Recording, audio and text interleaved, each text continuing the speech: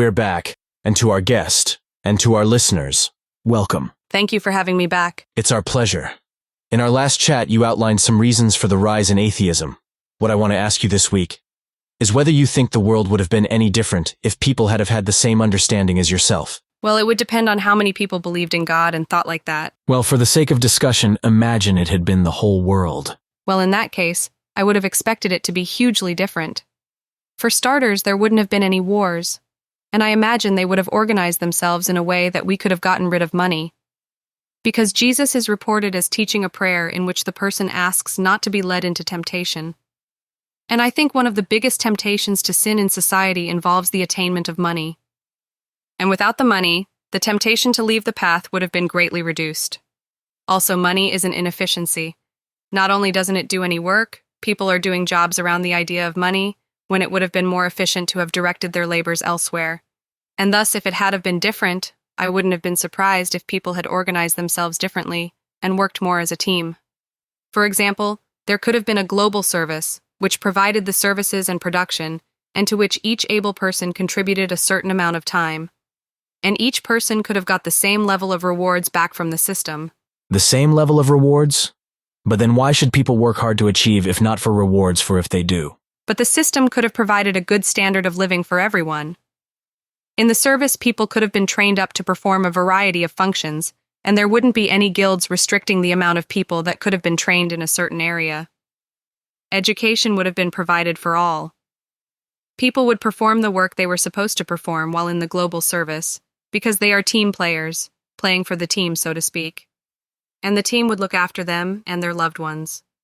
And because there wouldn't have been any wars, there would have been no need to try to increase the population in order to be able to compete in war. With a pretty stable population, the amount of building work might start to diminish, which in turn might reduce the number of working hours each person had to contribute. But supposing some people were lazy and simply didn't bother doing their jobs. Maybe they could be penalized, and time added onto the amount they had to contribute. Are you basically just saying they would have been communist? Well, many people equate communism with Marxism, which was developed by Karl Marx and Friedrich Engels. And I wasn't imagining something based on Marxism. It wouldn't have been class struggle, and wouldn't have been based on an atheist outlook either. Engels himself wrote that with Marxism, the aim of socialism was no longer to manufacture a system of society as perfect as possible.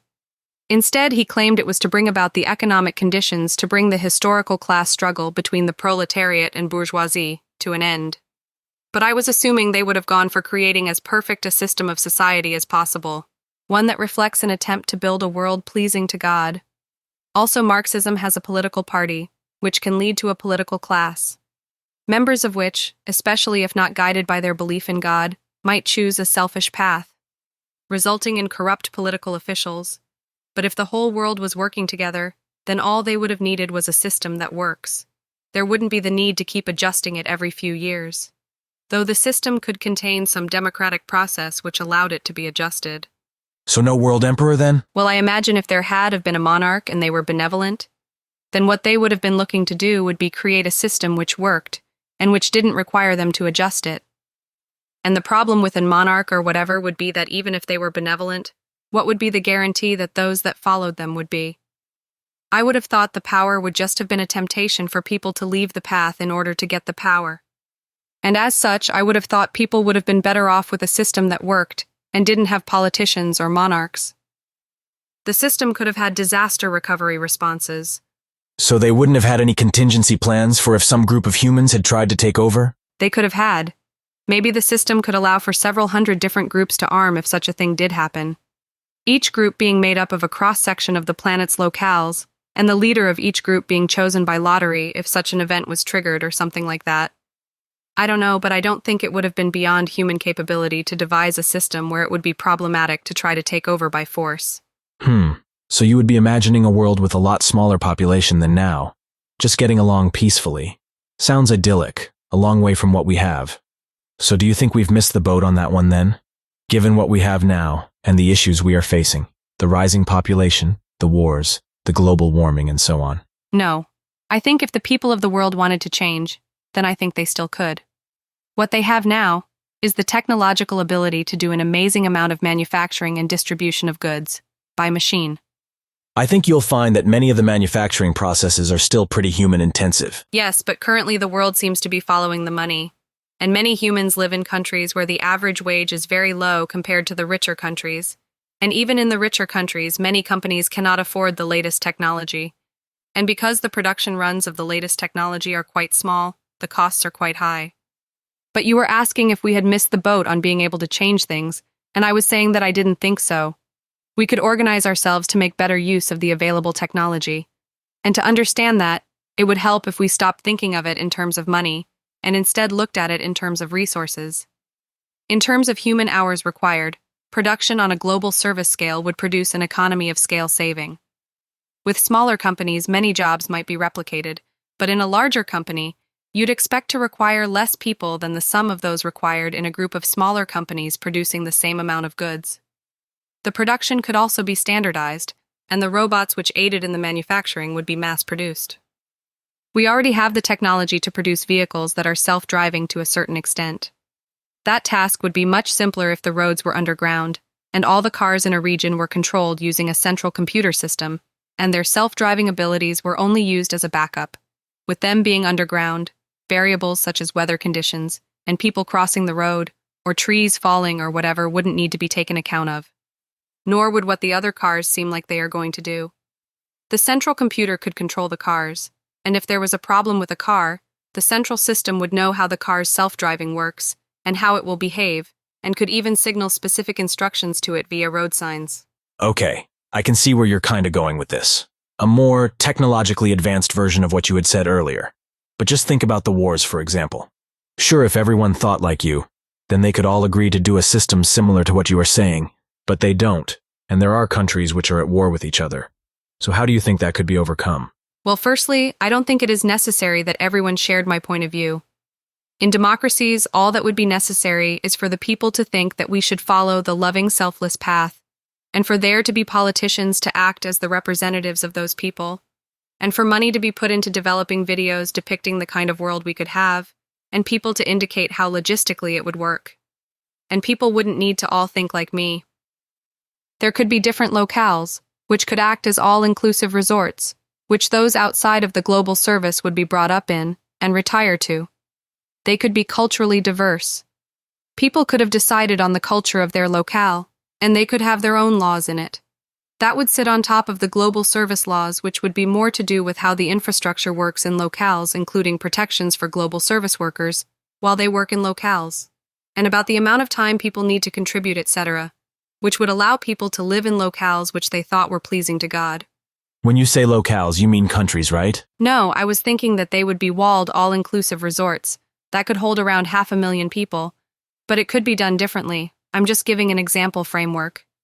Incidentally, I was imagining the global service areas to be walled also, ideally with the connections between the different walled areas being underground by train, allowing animals to roam freely around outside of the resorts and outside of the global service areas. That's fine, but you're being a little vague. Where would these locales be? Who would decide on the culture of each one?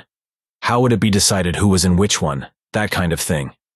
After all, these are the type of things that would need to be worked out before the people in the democratic countries decided whether they would vote for it or not. Yes, of course. Well then, let's start with the first one. Where would the locales be? Well, in the models of what we could have, I assume they would be situated on land which is currently agricultural land, and that some existing cities might be restructured to serve the global service, housing those that worked in it, for example. Did it ever occur to you that we use that land as agricultural land because we require the food it produces? Well, I'm just giving an example here. If it were actually being done, I would have expected various universities and teams of engineers to put forward different alternatives, and for the solutions to be compared, and for the people to vote on them. But for the sake of discussion, I'm just making one up. And in this imagining, since I was considering underground train connections between various walled developments, I was imagining that research into tunneling machines would establish build standardizations, and factories would be set up to mass produce them, which would also open up the possibility of underground farming areas. Underground farming areas? Yes. For example, in London, a post-war plan to join tunnels to the London Underground system never happened, and a company called Zero Carbon Farms have collaborated with the University of Cambridge to use that deserted subterranean space to grow food in. Either side of the 2.5-meter high passage, plants are grown hydroponically, using 70% less water than conventional agricultural methods. And while the farm does consume 4 times more energy per unit area than a traditional greenhouse, in return it grows 12 times more per unit area. And there is no need for pesticides, as it could be an insect-free environment. And research has further shown that an increase in CO2 can be linked to an increase in the rate of plant growth, which allows for the possibility that if there were going to be any carbon fuel-burning plants, that their CO2 emissions could be redirected to the underground growing facilities to increase plant yields by providing a higher CO2 concentration than in the Earth's atmosphere. But there are over 8 billion people on this planet. That would be a lot of locales. How much underground farming space were you thinking of? I don't know, but as I understand it, only around 1% of the world's habitable land is used for settlements and infrastructure, and that about 46% is used for agriculture.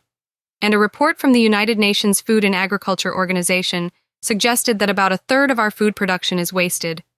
In the more developed countries, they suggest it is mainly lost at the consumption stage, while in the less developed countries, they suggest it is mainly due to, and I'll quote them here, financial, managerial, and technical limitations in harvesting techniques, storage and cooling facilities in difficult climatic conditions, infrastructure, packaging, and marketing systems. With the locales being all-inclusive resorts, I was imagining that the vast majority of the cooking would be done in restaurants, which would dramatically cut down on the wastage. And the issues that were facing the less developed countries could be expected to be overcome with the global service performing the function with the latest technology. With reductions in wastage, less land dedicated to agriculture would be required. And those savings alone would, I imagine, be sufficient to reduce the amount of agricultural land required by over 10%, which would be over 4 times the current amount of urban and built-up land. But supplementing that, I was imagining that we could use the tunneling machines to create areas underground in which we could grow food. And the amount of underground farming could be increased year on year, even when the locales are set up. I'm speechless. I just don't know where to start. I suppose I should start out with the obvious point about the cutting down on food wastage.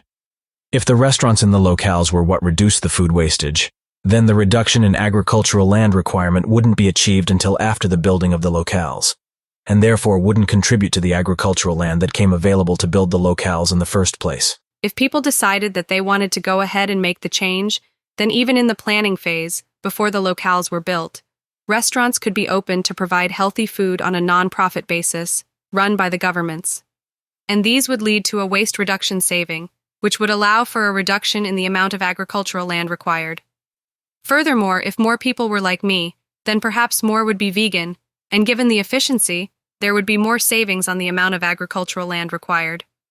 Though the tunneling machine initiative would seem to be like a good idea anyway, as underground farming would reduce the need for pesticides and could be ongoing even after the locales have been developed, as it would reduce our footprint on the planet's surface, allowing for more and more agricultural land to be returned to nature.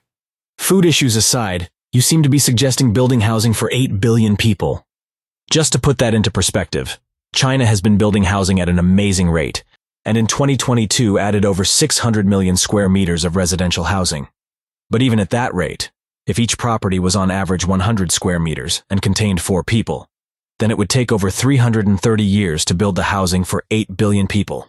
It's simply a ridiculous idea. I was imagining that we would devote thousands of engineers to look at the task of automating house construction. As I understand it, there are already robots that can lay the structural bricks for 100 to 300 houses a year.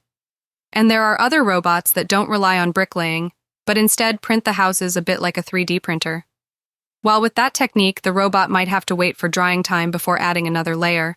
With a large construction site, it should be possible for the robots to keep moving, adding layers to different buildings before cycling around to add new layers to each. And there are robots that can currently do lots of other tasks too. It doesn't sound to me beyond the realms of possibility that we could develop teams of robots that could produce, say, 100 homes a year. And it doesn't seem impossible that we could create, say, 20 million such teams over, say, a 5-year period, once the relevant factories have been built. So say 3 years for the robot teams to be developed by the engineers, and then another 2 years to build the factories, and then another 5 years to produce the 20 million robot teams, which would then be producing 2 billion homes a year. Also, as you mentioned, there are over 8 billion people on the planet, and from that, there could be quite a large workforce dedicated to the task of constructing locales. Maybe as many as 100 million. And while making 20 million robot teams over 5 years might sound like a lot, it would be 4 million teams a year. And just to put that figure in perspective, we produce over 20 times that amount of cars every year. And after the locales have been built, the majority of factories involved could be repurposed, and the majority of robot teams recycled. I also realize that all the robot construction and building would in the short term increase energy requirements, but I'm sure we could cope with it. But that is just the point. We aren't currently coping with it. We are heading for an ecological disaster unless we sort out providing energy in a more ecologically friendly way. And adding extra energy requirements doesn't help. While I think there would be an upfront energy cost in non-renewable fuels, even if that was mainly spent on building new means of renewable energy production, I think we could meet our future energy requirements using renewable fuels. Based on what? Reports I've read. The International Energy Agency, or IEA report, Key World Energy Statistics 2021, showed that the total final energy consumption in 2019 was over double that of 1973, and it is still rising. But a report, published about a decade earlier in 2011 by the Intergovernmental Panel on Climate Change, or IPCC as it is known, suggested to me that renewable energy production could exceed that. Because while the IEA report showed that the energy requirement in 2019 was roughly the equivalent of 116,111 tetrawatt-hours, the IPCC report indicated that for direct solar energy alone, there was a technical potential for solar panels of over 400,000 tetrawatt-hours per year, and a technical potential for concentrating solar power plants which use mirrors to concentrate sunlight onto a receiver of over 2,200,000 tetrawatt-hours per year. Obviously, I'm not suggesting that those are the type of figures I would expect us to be aiming at. I'm just pointing out that the potential to cover what we need seems to be there. Because there are also other renewable energy sources such as hydroelectric energy and power from wind and waves, which could not only be harvested near shore, but far offshore also. And there could be energy savings also. Transport, for example, would be by electric cars and potentially battery-operated trains. And the IEA report indicated that while in 2019 around 40% of the final energy consumption was oil, it also indicated that around 49% of that oil was consumed in road transport. And the U.S. Department of Energy website indicated that electric cars are more than twice as energy efficient as combustion engine cars. And a report done for the U.S. Department of Transportation Federal Railroad Administration indicated that transport by rail is much more energy efficient than transport by truck on a ton-per-mile basis. The report indicated that in some scenarios they tested, trains achieved over 1,150 ton-miles per gallon, whereas trucks never exceeded 200 ton-miles per gallon in any scenario they tested. Also, logisticians being able to plan out manufacturing locations with purely efficiency in mind should reduce the amount of transportation required. And then there would be lots of other savings, including the increased average efficiency of electrical items, as only the higher energy-efficient models would be designed. There would also be an energy efficiency when it came to cooking, as the global service restaurants could follow best practice with regards to energy efficiency for large-scale cooking, and less packaging would be required when compared to a majority home-cooked model, including the elimination of plastic carrier bags. And also consider that the world currently produces over 85 million cars per year. With the global service, many people could be within walking distance of their place of work, as a campus-type idea could be used. Or within walking distance of a train station if they were doing their global service work in a locale. Obviously, relationships could complicate this, but people could cycle or use trains linking different areas of the global service. With the only cars, other than recreational ones used in certain activities, being the taxis, the amount of manufacturing of cars could be greatly reduced. People living in locales having finished their global service wouldn't be going to work, so there wouldn't be a rush hour demand on the taxis. And currently many cars spend most of their day parked, which isn't efficient. Also, the society wouldn't depend on consumption. Many items could be made to last, rather than being made to have a short lifespan so that the consumer would have to repurchase. Nor would goods be status symbols anymore, such that people would feel the need to have them to signal their status. There wouldn't be any status, people would all be equal. My point is that although the goods were free, the amount of consumption could be expected to diminish, especially as time moved on, and the people living there were those that had been born into that type of society, and companies weren't using psychological techniques to encourage them to consume. And I'm sure there are lots of other savings which could be realized. When looking at how things could be organized if we were to pretty much start again from scratch with the latest technology, there would perhaps be an initial hike in carbon dioxide emissions before the drastic drop. For example, solar panels could be incorporated into the architecture of the locales, and with the roads underground, people could be encouraged to cycle on cycle paths, and cycles could be fitted with chargeable batteries which people could then discharge back into the grid. Locales could be more park-like, with more plants, and underground farming could allow land to be returned to nature to increase forest growth. And the added plants would increase the amount of CO2 the planet is able to photosynthesize. Plus, the underground farms would also be taking CO2 out of the atmosphere, and new soil could be made and used to replant some barren regions. And I think the world acting as a team would be faster in building the renewable energy production means than one in which countries were competing, and to get a competitive edge didn't want to give up the cheap fossil fuel before their competitors did. And also in which the countries which relied on those fuels for income weren't keen to risk falling behind, especially when they have a military to finance in case they are threatened with war. As I understand it, CO2 emissions have increased by 60% since 1990. Despite having the first climate change meeting, COP1 in 1995 in Berlin, COP28 has just been held in the United Arab Emirates, and as I understand it, CO2 emissions grew by over 1% in 2023. Nearly 30 years of talks, and they haven't yet managed to stop increasing the amount of CO2 emissions, let alone reduce the CO2 levels in the atmosphere to a level the planet can cope with without warming up. Okay, well, for the sake of discussion, let's imagine that it is humanly possible. Money is used in every country on Earth, and the reason it is used is because it works as a system. By scrapping it, sure, everything seems doable, but be realistic. How would it work? Could I just go into a shop and take whatever I like? In this imagining, yes. The locales would be like all-inclusive resorts. With things being free, there would be no need for any security to stop shoplifting, or any people working on any tills. The less human hours required, the less everyone has to contribute. Now you could say, well, wouldn't people just take thousands of things? But for the world to have changed, most people would have wanted to follow the loving, selfless path. And it wouldn't be a great look to be selfish. But there could be guidance based on the amount of resources people had decided to spend on certain things. And if certain people were being exceptionally selfish about it, then if necessary, there could be some legal recourse. But it would obviously be better if the amount of people being selfish was so small that they could effectively be ignored. If they wanted to leave the path and just act in a selfish manner regarding what they took from stores, then that would be a matter between them and God. What about housing? Is everyone going to live in a mansion? Well, perhaps some existing cities could be modified for global service housing, and the housing could be smaller while doing the global service, with perhaps student hall-like accommodation during the first year, then perhaps flat-type accommodation afterwards, with larger accommodation once the global service had been done, being found within the locales, along with hotels for the locales that allowed tourists.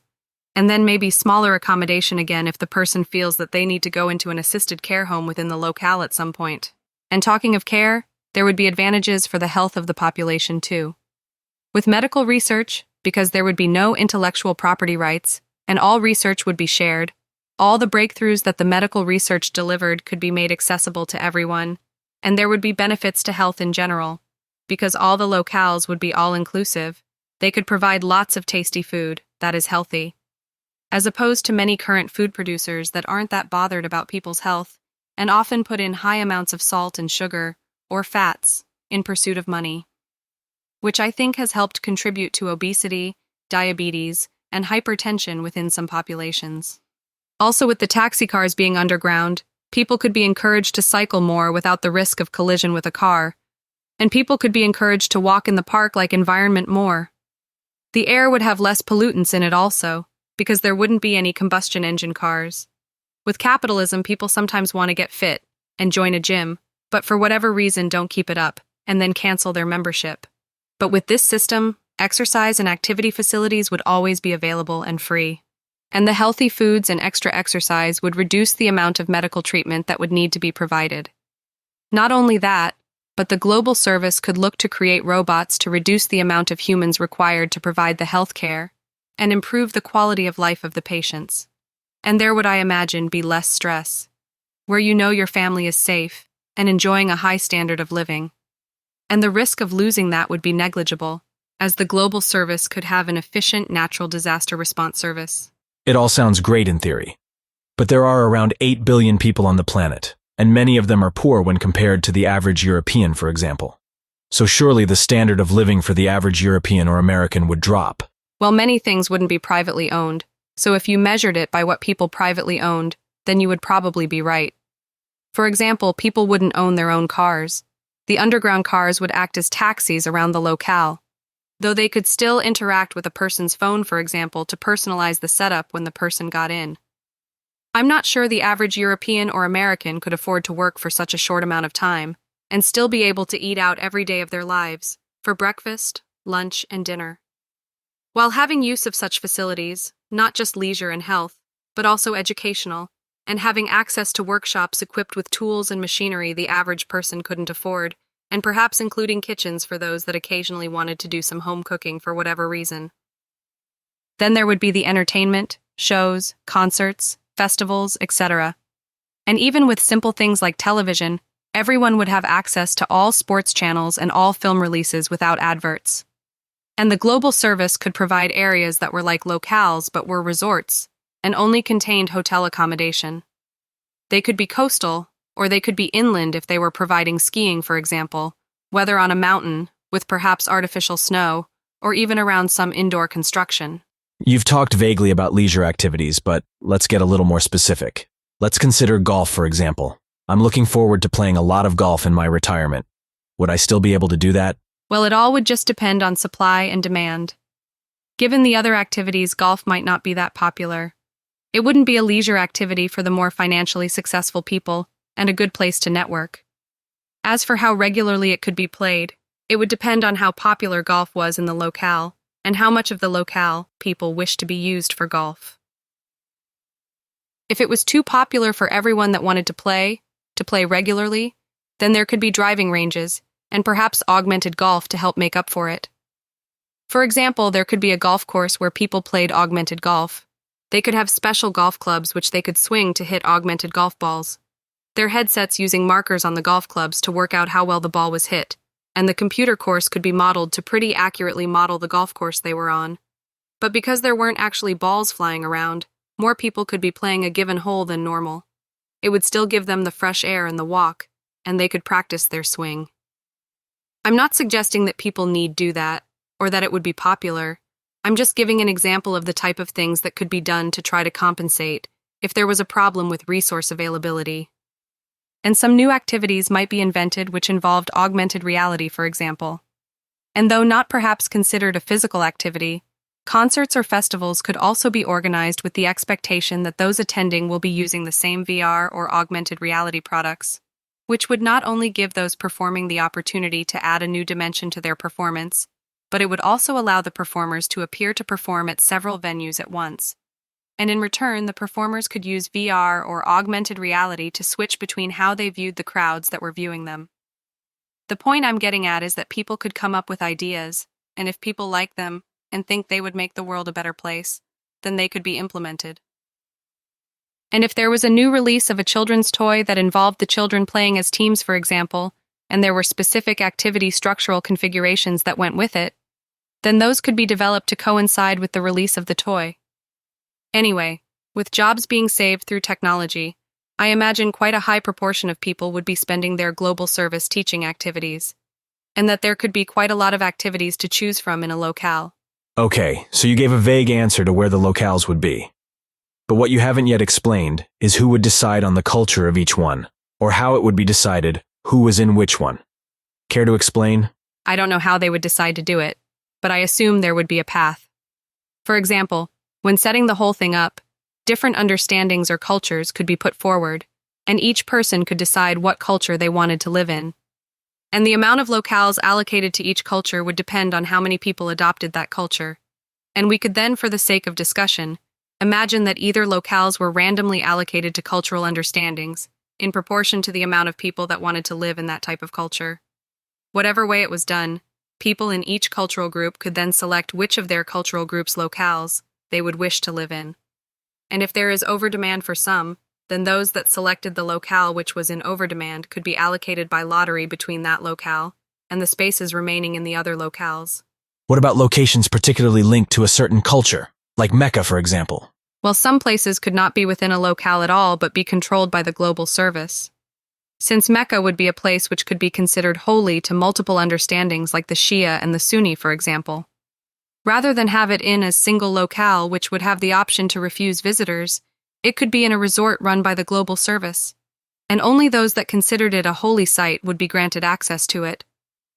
As I think I've made clear in our earlier discussion regarding Islam, I don't personally currently know how to justify to God thinking it was for me a holy site, but if people felt they could justify it to God, then I think it would be reasonable to modify the system to accommodate it. Because Jesus was reported as teaching in Matthew 7 verse 12 and Luke 6 verse 31 that you should treat others as you'd like to be treated, which is in line with loving your neighbor as you love yourself. Okay, what about the Jewish people and their belief that certain land was promised to them by God? Yes, well, I'm not an expert on the matter. From my understanding, Genesis 7 verses 9 to 14 seems to indicate what Abraham and his descendants had to do on their part for the covenant given to Abraham. Every male who is 8 days old had to be circumcised throughout the generations, and those that weren't were to be cut off from their people. I realize there are probably different readings of it, but to me it seems like a team-type covenant, a covenant for the team to keep. If individual members don't get circumcised on the 8th day, then the team needs to respond by cutting them off from their people. As I understand it, the supposed Roman historian Josephus mentions in his writing on the antiquities of the Jews, which would have been written before Muhammad was born, that the Arabs used to circumcise their male children at 13 years of age because that was when Ishmael, who was thought to be the founder of their nation, was circumcised. If that was the case, then they would seem to have broken the covenant. Regarding the descendants of Isaac, from the report I read in Genesis 26 verse 3, it seems to me that the covenant made with Abraham was also made with Isaac. And from the report in Genesis 35 verses 11 to 13, it seems that the covenant made with Abraham and Isaac was also made with Jacob. And Exodus 3 verses 7 to 9 reports that God told Moses that he was going to bring the Israelites out from Egypt to a land flowing with milk and honey. But as I mentioned, it seemed to me that covenant, the one established with Abraham, Isaac, and Jacob, had a condition with it. The males 8 days old were to be circumcised, and those that didn't get circumcised were to be cut off from the team. But Joshua 5 verses 2 to 7 reports that once the Israelites were brought out of Egypt and were traveling the wilderness with Moses, they stopped the practice of circumcision, which makes it seem to me that those of the team enslaved in Egypt, after they were released from slavery, broke the covenant given to Abraham, Isaac, and Jacob. Not only did they not circumcise those born, they didn't cut off the people that hadn't been circumcised from the others. Thus it seems to me from the reports that the descendants of Jacob had also broken the covenant. And with the idea that they had broken the covenant, Exodus 19 seems to indicate that God was going to give them a new covenant, and that if they kept to it, they would be a kingdom of priests and a holy nation. Exodus 20 seems to be reporting the establishment of a new covenant, starting off with the 10 Commandments. Thus the report seems to indicate that a new covenant was made between God and Moses on Mount Sinai. And Exodus 24 verses 3 to 8 seems to indicate that Moses reported to the people the words and ordinances of God given to Moses on Mount Sinai. And since verse 4 mentions that Moses also wrote down all the words of God, I think one might reasonably expect from the account of the previous chapters that the ordinances that Moses wrote down were the ordinances outlined in Exodus 20 to Exodus 23. Whatever he wrote down, verse 7 reports Moses then taking the book of the covenant and reading it to the people. And verse 12 then reports God telling Moses to come up the mountain to collect tablets of stone with the law and commandments on. Then later in Exodus 32 verse 15, Moses is reported as coming down the mountain bearing the 2 tablets of the testimony in his hands, which, as I understood it, contained the laws of the covenant, and both sides of each tablet were used to contain the text. And one might reasonably expect that the law on the tablets was the same as in the book of the covenant, and that it would contain the ordinances from Exodus 20 to Exodus 23. But the report in Deuteronomy seems to indicate that the laws on the 2 tablets were only those that are commonly known as the 10 Commandments, because Deuteronomy 4 verses 44 to 45 seems to indicate that the laws are about to be stated, and then after what are commonly known as the 10 Commandments are stated in Deuteronomy 5 verses 1 to 21, verse 22 seems to indicate that those were the words that were written on the 2 tablets of stone, and nothing more. One interpretation could be that the Book of the Covenant contained the ordinances from Exodus 20 to 23, but the 2 tablets only contained the 10 Commandments. Another could be that the accounts are at odds with each other, for example. The Exodus account suggesting that the ordinances from Exodus 20 to 23 were on the tablets, and the Deuteronomy account indicating that only the 10 Commandments were. Regardless, it doesn't seem to me that either account suggests that the laws in the Book of Covenant contained any ordinance about circumcision, which seems to me to support the idea that the covenant with Abraham, Isaac, and Jacob, which required circumcision, was considered to have been broken, and the covenant with Moses was considered to be a new covenant. And supporting that Deuteronomy 5 verses 1 to 3 seems to clearly indicate that the covenant was a new one, and not one given to any of their ancestors. Sure, circumcision is mentioned as a law in Leviticus 12 verse 3, but neither the Exodus account nor the Deuteronomy account seems to me to suggest it was part of the new covenant. And that it wasn't part of the new covenant seems supported by the report in Joshua 5, because if it had have been, then I would have expected the people to have been circumcised under Moses. The reason I am saying all this is just to point out that it seems to me that the biblical report, and the report by Josephus, seems to me to suggest that covenant with Abraham that involved circumcision had been broken by both the descendants of Isaac and the descendants of Ishmael, and that the new Sinai covenant did not include circumcision, which is why people weren't being circumcised in the wilderness with Moses, but that the descendants of Jacob with Moses had been given a new promise regarding the land. Though it seems from the Exodus report that the initial covenant with Moses and them was broken when they started worshipping the golden calf, leading to yet another covenant being made with Moses, which is reported in Exodus 34, where the stone tablets were to be the same as before, but additionally Moses was to write down the additional ordinances that God stated. That a new covenant seemed to be made seems to reinforce the idea that the covenants could be broken. I could just mention that the Quran in chapter 5 verse 21 also seems to acknowledge that the land was ordained for the people with Moses, though it does also state that if they turn in flight they will turn back as losers. Though in the biblical account, after the 40 years in the wilderness which is also mentioned in the Quran, they did conquer the land under the leadership of Joshua. But further in the biblical account, in the book of Judges, chapter 2 verses 11 and 12 seem to indicate the Israelites went on and started worshipping idols, and so it would seem to indicate that they broke that second covenant made with Moses. And some of your listeners might be wondering whether I have said all this, just to suggest that the biblical account doesn't offer any suggestion that they are still promised the land. Well, no, not quite, because from what I've read in Deuteronomy, it seems as though it is reported that in addition to the 2 covenants made at Horeb, or Sinai as it seems to be called in Exodus, there was another covenant made at Moab, which is reported in Deuteronomy 29.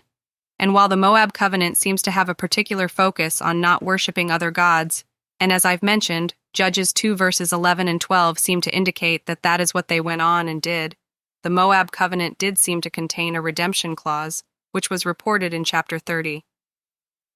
And this clause has it that if they return to God and obey Him with all their heart and soul in accordance with everything that they were being commanded that day, then they would regain possession of the land their ancestors had. Though, as I've said, I'm not an expert, but that redemption clause seems enough for me to understand how the Israelites could potentially understand themselves to have a claim to the land their ancestors had. But that would seem like a team covenant again, and as I currently understand it, some Israelites are atheist. But I guess they could have their locales in that area being for those who were religious. Like how earlier the team of the covenant could redeem themselves by cutting off those uncircumcised from their people, and thus remove the atheists among them from being a stumbling block to the claim. What about the Palestinian claims to the land? As I understand it, they are nationalist claims. The reason I have that understanding is that as far as I know, the Quran doesn't deny the Moab redemption clause I just mentioned, and chapter 5 verse 21 seems to indicate that the land was ordained for the Israelites, and as far as I know, the Quran doesn't mention that land no longer being ordained for the Israelites, which would be in line with not denying the Moab redemption clause. Now some might say that I am misinterpreting verse 21 and taking it out of context. that it states that they should not turn in flight or they would turn back as losers. And the very next verse, verse 22, indicates that they weren't willing to fight for the land, which might be suggested to mean that they had effectively turned in flight, and that their loss was to be that the land was no longer ordained for them. But verse 26 seems to indicate that their loss would be that they could not enter the land for 40 years, which seems to tie in with the biblical account, where they wander for 40 years before conquering the land. I didn't read that additionally the land was to no longer be ordained for them. Now I understand that it could be said that earlier in the chapter, in verse 12, it mentions that a covenant of old was made with the Israelites, and that 12 chieftains were raised from them. That it describes a covenant of old makes it seem like it could be possibly describing the covenant made with Jacob, which is described in Genesis 35 verses 10 to 12. And in the next verse of the Quran, verse 13 of chapter 5, it mentions that the covenant was broken, and whether that was referring to the covenant with Jacob or the covenants with Moses on Sinai, it doesn't seem to me that the Moab covenant I mentioned can be broken, as it seems to be an everlasting redemption clause for the Israelites. And while I can understand how it could be thought by followers of Islam that the Israelites would need to believe Muhammad was a prophet and follow what he taught in order to be redeemed, what I don't understand is how non-Israelite followers could think the land was ordained for them, given that in Deuteronomy 30 verse 5 it indicates that if they are redeemed, they will possess that land. As a slight side issue, but since we are talking about verse 13, as I understand, chapter 5 was supposedly revealed while Muhammad's wife Khadijah was alive, and verse 13 seems to indicate that the Israelites will tend to be treacherous, but that the followers are to bear with them and pardon them, as God loves those that are kind. Which, to me at least, seems to appear slightly at odds with Muhammad's treatment of Banu Qurayza, that I discussed with you in our talk about my understanding of the lottery issue in Islam, as I would have thought it would have been kinder to exile them, rather than beheading all the men above puberty and distributing the women and children as slaves. Anyway, it was just a side issue. My main point was that I could not understand how, with what seems to me to be a redemption clause in the Moab covenant, how non-Israelite followers could claim the land was ordained for them, which is why I assume that Arab claims to the land are nationalistic claims rather than religious claims, given that as far as I know, the Quran doesn't deny the Moab redemption clause. Though as I've said, I'm not an expert. But what about the Al-Aqsa Mosque in Jerusalem? Well, as I understand it, chapter 17 of the Quran is named the Night Journey, and verse 1 does mention the Al-Aqsa Mosque. And there are a few issues for me here because the translations can be quite different, and I don't understand Arabic, and am relying on the translations. I've read that Al-Aqsa means furthest, and that is how the Yusuf Ali translation translates it. But that isn't how the Pickthall translation reads. In the Pickthall translation, it is translated as far distant. And in the Sahih International translation, it seems as though Al-Aqsa is translated as part of the name of the mosque.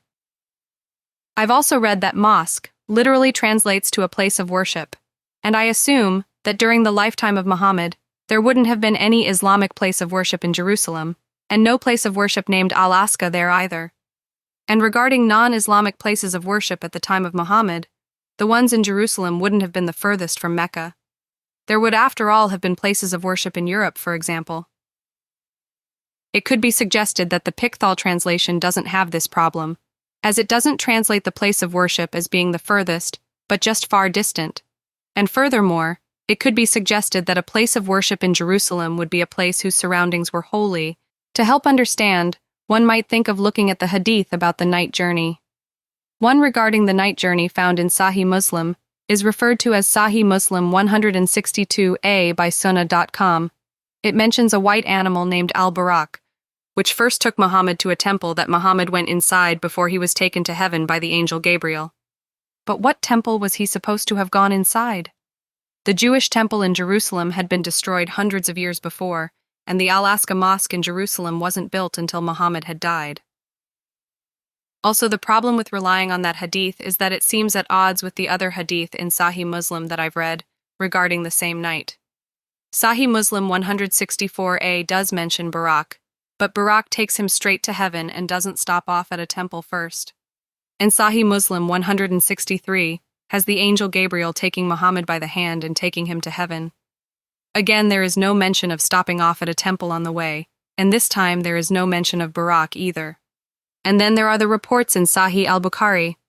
I may have missed some, but I only saw two, Sahih al-Bukhari 3207 and Sahih al-Bukhari 3887. Both mentioned Barak, but both have Muhammad being taken to heaven, and don't mention him stopping off at a temple on the way. Out of the 5 hadith mentioned, 4 mention a place named Bayt ul-Mamur in the 7th heaven. 3 mention that 70,000 angels would for the first time in their lives go into it. And 1 mentions that the angels performed daily prayers there. And it seems to me that that place, the place where the 70,000 angels prayed daily, would be the farthest place of worship from Mecca. Should I think that the Al-Aqsa Mosque being mentioned in the Quran, and the mention of the furthest place of worship from Mecca, Bayt ul-Mamur, being mentioned in the hadith about the night journey was just a coincidence? That combined with the issue that the mosque known as the Al-Aqsa Mosque in Jerusalem wasn't built during Muhammad's lifetime, and the Jewish temple would have been destroyed for hundreds of years, makes it seem like the suggestion of Muhammad going into a temple in Jerusalem was a later embellishment, invented after the Al-Aqsa Mosque had been built in Jerusalem. Because if not, why did those other 4 hadith about the night journey in Sahih Muslim and Sahih al-Bukhari not mention it? Wouldn't it have been an important part of the story and worth mentioning? A suggestion that the hadith are all correct, and that in such situations details mentioned in some hadith but not others, should be included when trying to get an overall picture seems to me to be a strange position to take, because it would risk including embellishments.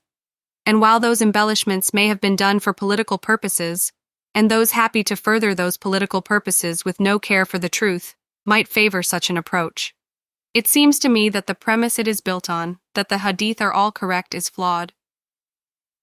The reason I say that is that if we were to just look at the 5 hadith mentioned, there seem to be contradictions. 3 mention Muhammad being offered vessels to choose between, and that Muhammad chose the one containing milk. But in one version there are 3 vessels to choose from. In the other 2 there are 2. In 2 of the hadith it happens in the 7th heaven, directly after Muhammad was shown Bayt ul-Mamur. In the other it happens after Muhammad has entered the mosque before being taken to heaven. As for what the motive could have been for adding the embellishment to Sahih Muslim 162a could have been, it could have been that the Al-Aqsa Mosque was built as an obstacle to the Jewish temple being rebuilt, and that Sahih Muslim hadith was altered to try to give it some greater religious significance. But that said, it would be between them and God.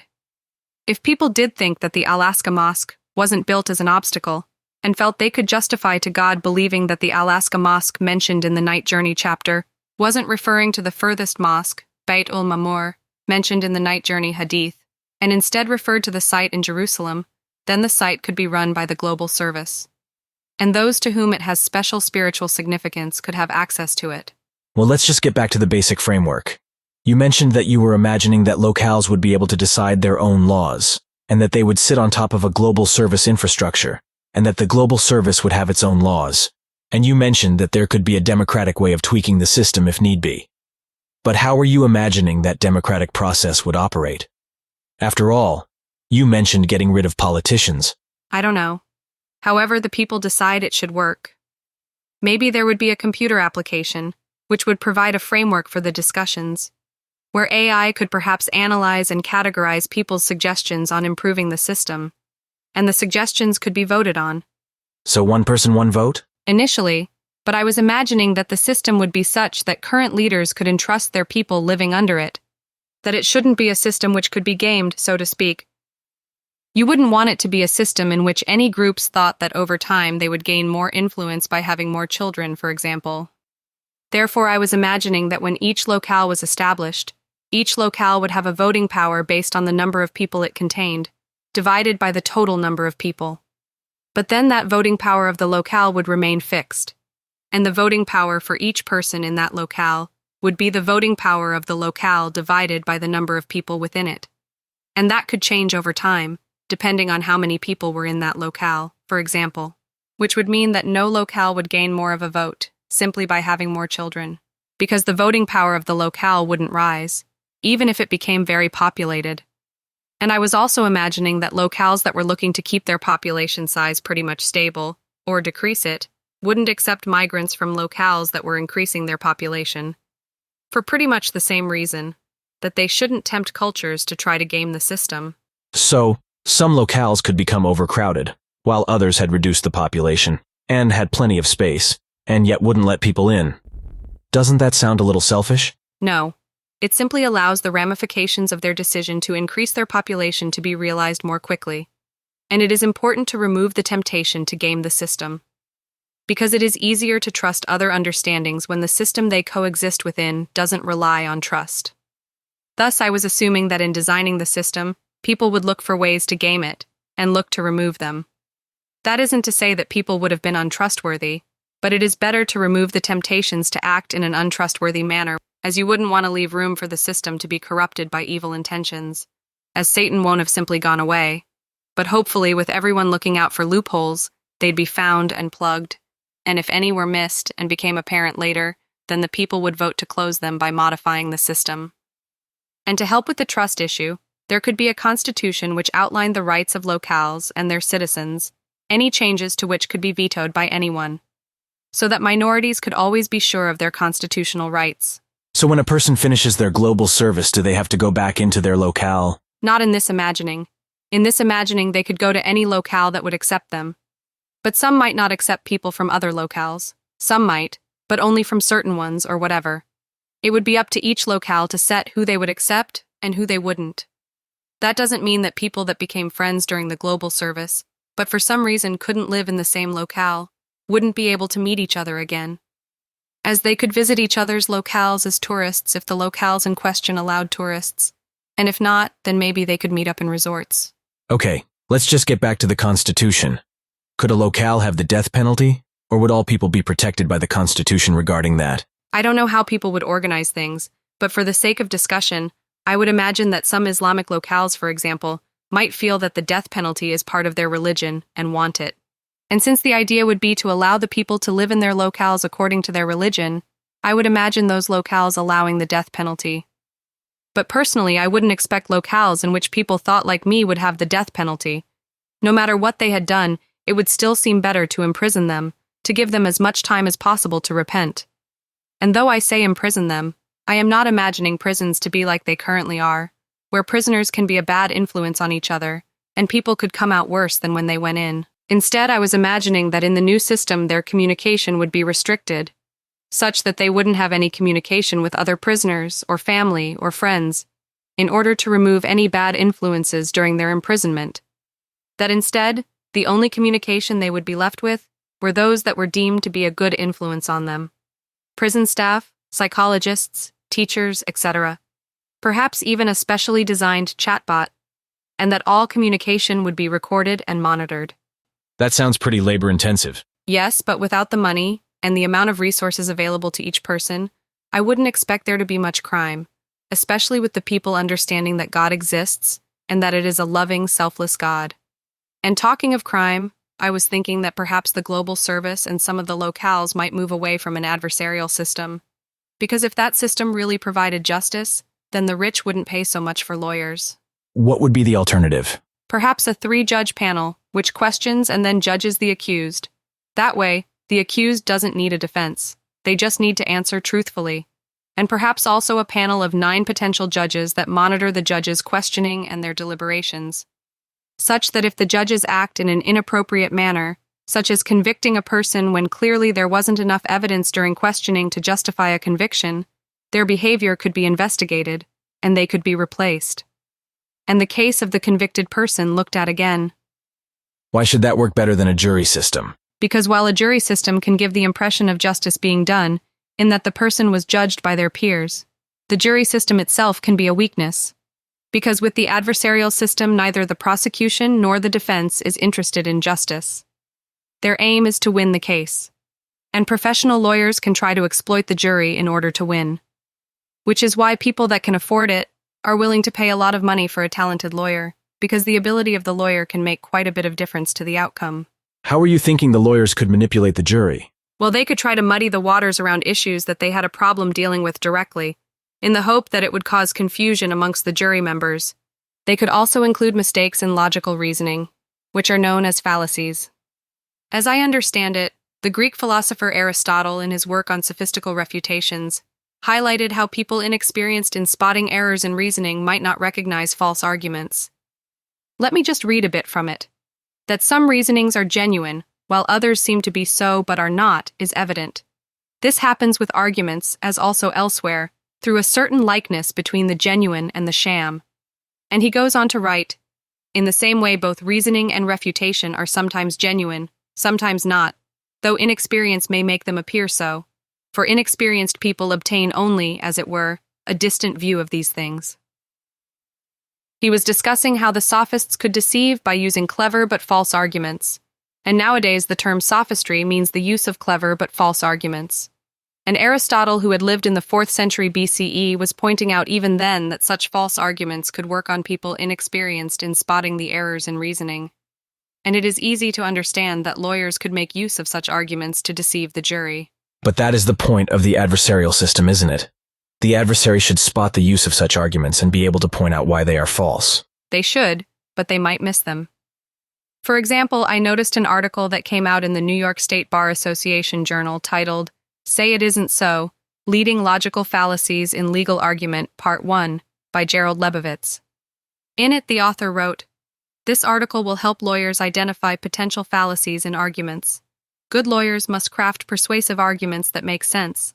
Great lawyers use sound logic to trump the average argument. Now you might think, okay, well, it was probably an article for lawyers that were starting out, and it was just giving them a few tips to get better. But another article, authored by Andrew J. McClurg, had come out in 1988 and was titled Logical Fallacies and the Supreme Court, a critical examination of Justice Rehnquist's decisions in criminal procedure cases. It examined examples of different types of logical fallacies which appeared in the judgments of a justice of the U.S. Supreme Court. Though the author did point out that a similar article could have been written about other justices past and present with similar results, which seems to indicate that known errors in reasoning, fallacies, can be found in judgments made even at high levels within the legal system. But doesn't that go against your 3-judge idea? If the mistakes could get past people at a high level in the legal profession, why couldn't they get past those judges? Well, I was imagining that people would be taught at school about these fallacies, and those who became judges would be those that were very good at spotting them, and that they wouldn't ever intentionally use them themselves, and would have people monitoring them in case they ever tried. What is perhaps surprising in this society is that as far as I am aware, people can leave school without ever having been taught even a few of the more common logical fallacies, let alone the rarer ones. Because I would have thought that the people being taught them would have been useful in helping to ensure that influencers such as journalists or politicians, for example, couldn't try to mislead the electorate with false arguments. After all, the issue would have been known about for thousands of years amongst the more philosophically educated. Incidentally, my alternative Christian account explains why sophistry is found in the early Christian writings, despite them appearing to have been written by people who were philosophically educated. Anyway, as I was saying, I would imagine that in the imagined alternative world, the teaching of such fallacies could be part of the standard education, to help ensure that the people couldn't be tricked by those that would try to use sophistry to manipulate them. Though I'm not suggesting that muddying the waters and sophistry are the only tools available to legal advocates trying to manipulate the jury. Another can be trying to make the subject emotional, so that the jury will make mistakes in their thinking, as studies have shown that people can start to make errors in their judgment when emotional.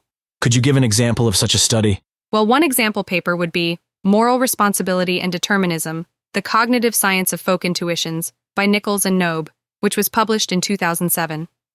They imagine 2 types of universes, Universe A and Universe B.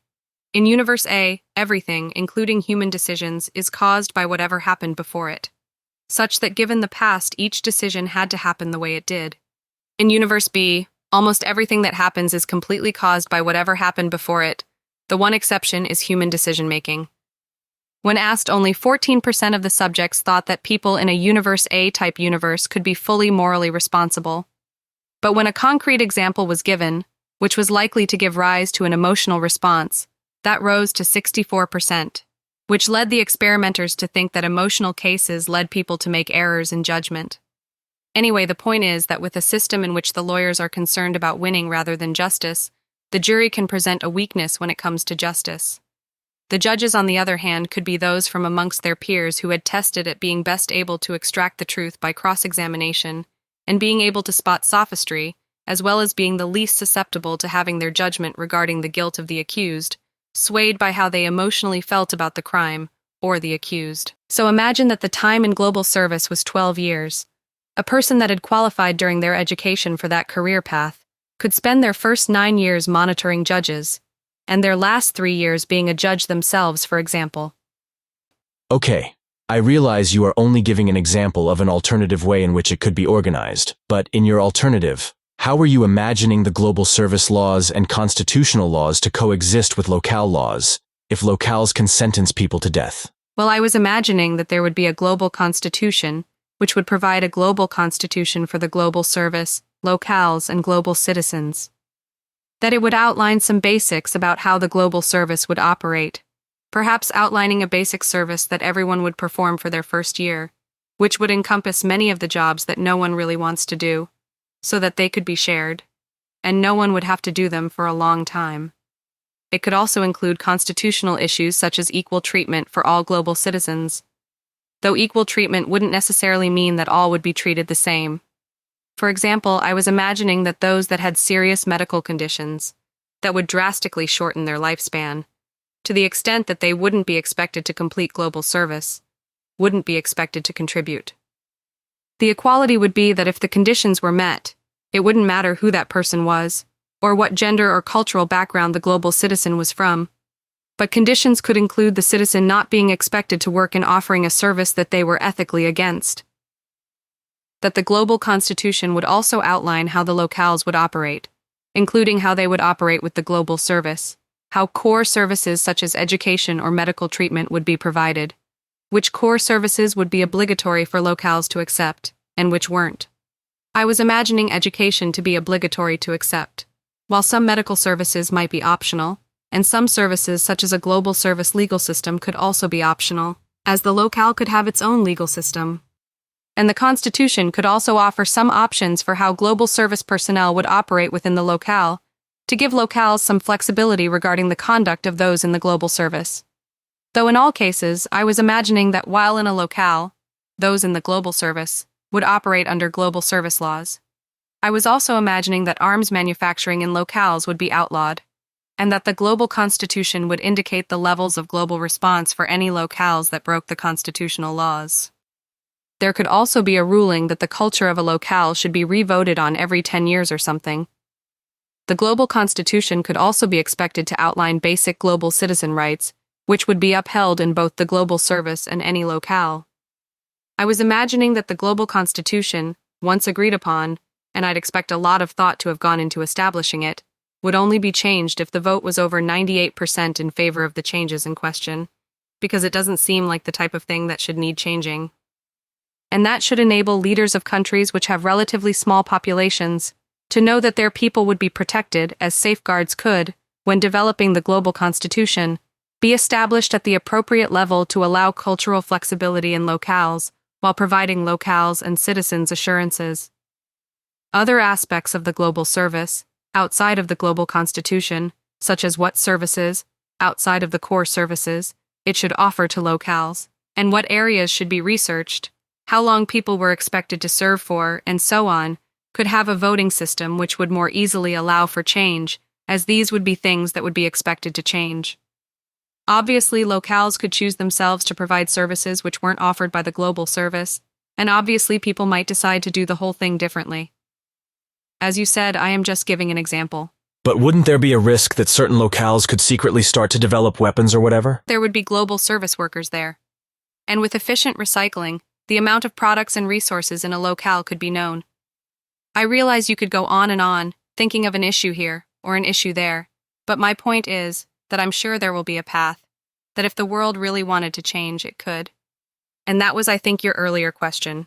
Do I think we have gone too far to change? And the answer is that I don't. I think we have the capability, and I think it is about time we started looking.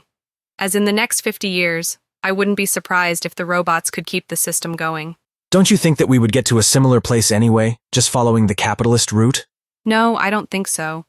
Because with the world I'm imagining, the people would own the robots that allowed for the automated manufacture and distribution of goods. But with capitalism, they would be owned by companies. And companies ostensibly aim to gain maximum profit for the shareholders. And as things become more and more automated, people will be needed less and less for production. As I understand it, governments have seen the issue and have considered placing a tax on robots.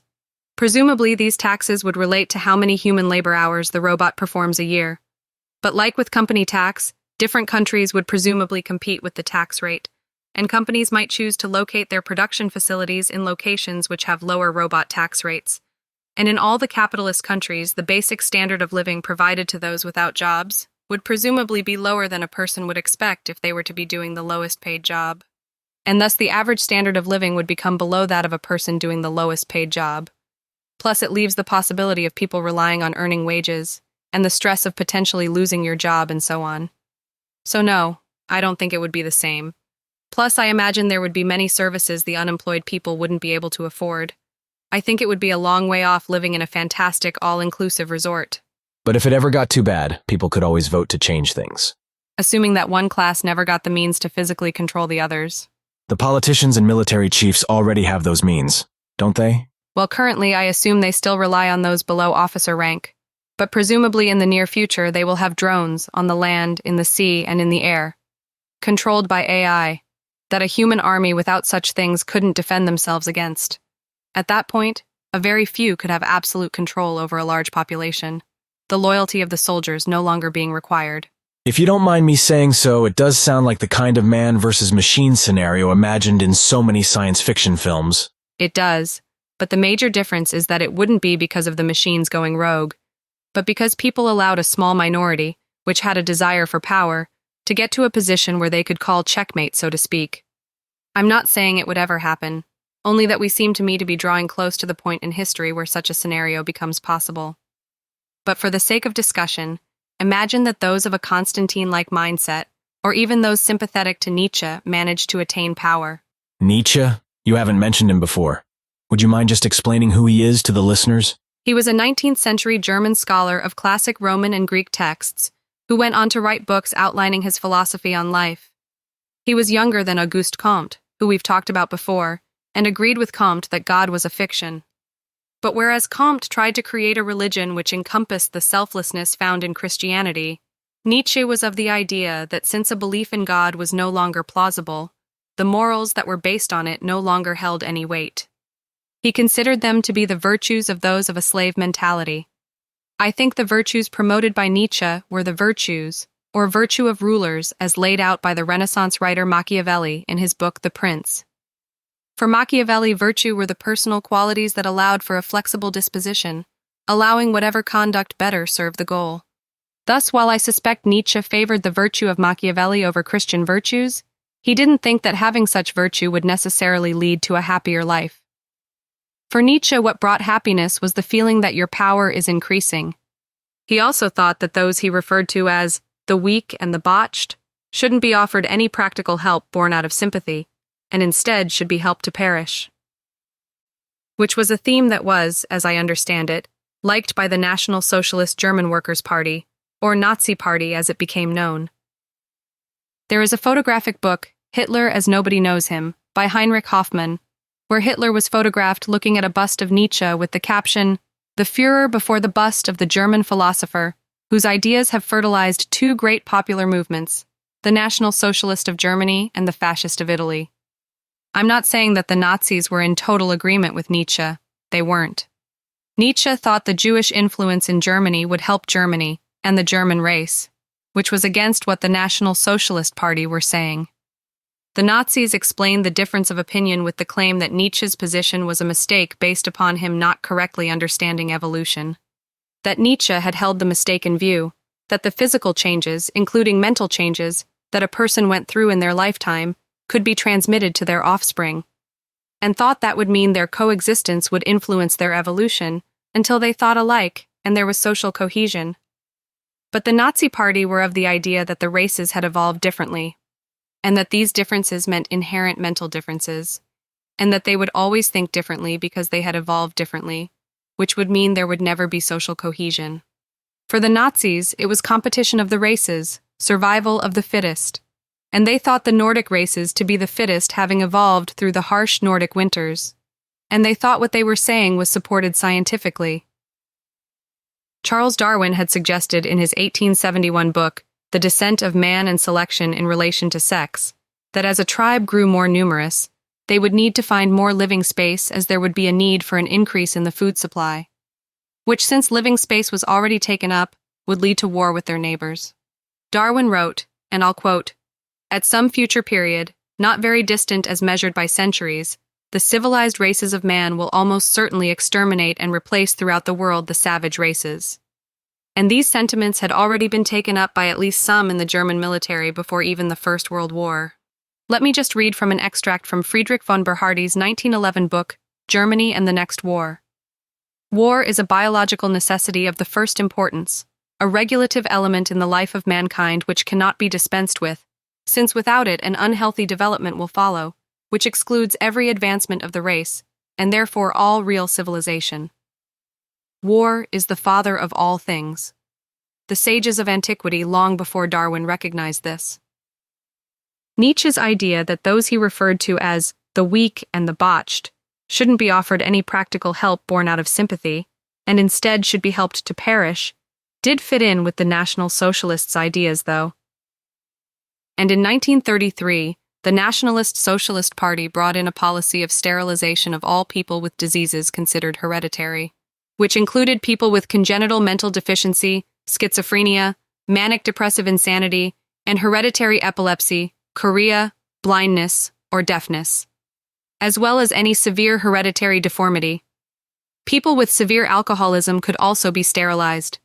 But quickly, just to put that into context, Darwin's findings had already led to forced sterilization being brought into numerous states in the United States of America.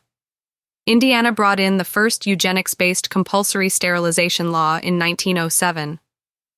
And the British sociologist Herbert Spencer, who was very influential in the United States around the late 19th, early 20th century, had argued against any state aid to those unable to support themselves in society, in line with the idea that it is the fittest that should survive, the phrase survival of the fittest being one of his phrases.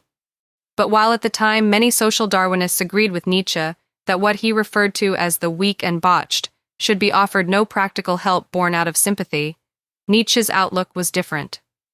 Because Nietzsche's goal was the attainment of power, whereas the social Darwinists were concerned with the survival of the fittest. From Nietzsche's point of view, selflessness in Christianity comes from weakness.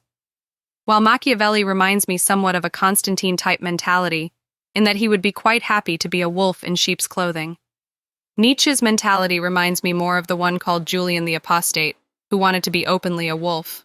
Some of your listeners might remember I mentioned him during our conversation about the rise of atheism, how he wrote a play called The Caesars. The point I am getting to was that if things didn't change, and just carried on as they are, then there would be a risk that later on, a person with a more pre-Christianity Roman-type morality, a person like Nietzsche, could come to power. By the way, I don't think Nietzsche's outlook, and that he was a scholar of ancient Greek and Roman texts, was a coincidence. And if someone like that came to power, they could have the means through technology to not even require human soldiers to hold on to their power. Indeed, human soldiers could well be unable to stop them. I'm not saying it would happen. It just seems to me that we are coming to a point in time where advances in drone technology, for example, are making such a scenario possible. And those of that so-called wolf-like mentality would be after power, even if they had to don sheep's clothing to get it. Which is why I think if the world were to change, that we should look at having it run by a system which wasn't based on the few having power over the many. It isn't that they would necessarily have been untrustworthy, but I think the less the system relied on trust, the better, and having positions of power could attract those off the path. You've acknowledged the possibility that those in certain locales will have numerous children, presumably because you understand that there are verses in the Bible concerning the people going forth and multiplying until the people are as numerous as the stars in the sky. Do you not think that this will lead to inevitable conflict, as the planet struggles to provide the resources to support such population levels? It is true that it is reported in Genesis 22 verse 17 that the seed of Abraham would be multiplied as the stars of the heavens and as the sand is on the seashore. And even if it was felt that it should be interpreted as meaning that a single generation should contain such numbers, I don't see why that should be while we only inhabit this planet. Why instead the numbers couldn't start to expand when we gain access to new resources and are able to inhabit other planets, or are capable of harvesting resources from planets and asteroids to build space stations which could accommodate large populations. I don't see why any understanding requires the population to increase before we have such capabilities. But, as I've mentioned, I think that the system should be designed such that if some locales did go for expanding their population, it couldn't be used to game the system. They would simply have less and less living space, a consequence of their group's choices. Furthermore, while I mentioned how some Darwinists were thinking conflict was inevitable as the population increases, I think they were looking at it from an atheist-like perspective. I don't see that as being the case with people believing in God and following the loving, selfless path. One final question then. Do you believe the alternative society you were talking about relies on there being no atheists? No. There could be atheists. Being an atheist doesn't prevent a person from choosing the loving, selfless path as the moral path, nor would it prevent them from considering whether the society would be more pleasing to a loving, selfless God than what we currently have, even if they didn't actually believe such a God existed. But that there could be atheists, perhaps even Nietzsche-type atheists. It would be important that there was no power to be had in society. Because as a team, I think we would want to remove temptation for people like them. Well, I think that concludes our conversation. Thank you for joining us once again and explaining why you feel that a belief in a loving, selfless God and consideration of the lottery issue could help guide people to a better world. Thank you for having me. Well, that's it for this series. I hope you enjoyed it and would recommend it. Bye.